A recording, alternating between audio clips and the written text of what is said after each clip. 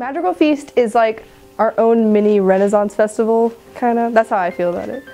The first part is like a dinner theater type thing, and then we have what's essentially our winter concert afterwards.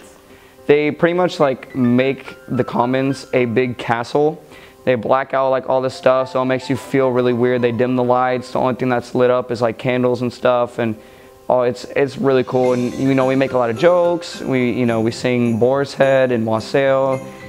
Sword fighting, jousting, and winches serve you food. Pretty great. Practical jokes. The lower choirs, like the freshman choirs, they'll be serving, and the boys choirs get to participate with the jousting, and all that stuff goes on. And then the chamber choirs get to be the court and whatnot, and so it's just a really big event because everyone is involved. And the audience gets like taken to a place, like you said, they're in a castle, they're not in the Commons.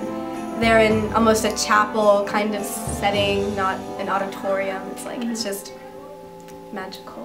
When it comes to all of the practice, it takes a couple of months just as a choir and of all the classes to practice all of our songs. Oh my Lord, it's so stressful. You start from after our fall concert, so like in November-ish, at the end of October, and he just packs you with music. And it takes you every day. You go home and you practice. You go after school to practice, and we have all these dress rehearsals and all this stuff to do, and it's very stressful. It's a very tedious activity. But it's definitely worth the 2 nights that you do sing it. It's basically just a lot of practice. My favorite part of the Madrigal performance was probably watching all of the auditions for 12 Days, for the Partridge in a Pear Tree, the 5 Golden Rings, and the King and Queen, because everyone just gets really into it. And with so much going on, you can tell that people will forget these kind of auditions are coming up.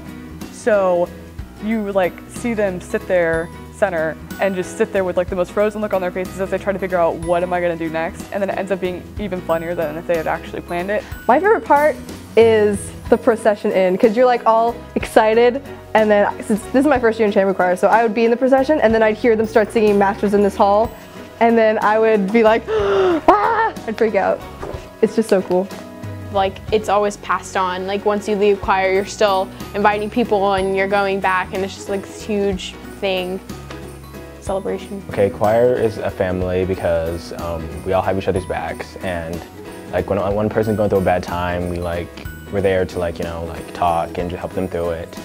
All the people that are in choir, like your brothers and sisters, you can trust them the moment you walk into the room because they're not going to do anything behind your back. We're here before school, we're here 2 class periods a day, and we're here after school for like at least an hour. So when you spend that much time with someone, and she tutors me. And I tutor her. Because she's a genius. Molly's a genius too. Whoa, let's not go that far. We're a choir family. Yo, yo, yo, yo, yo.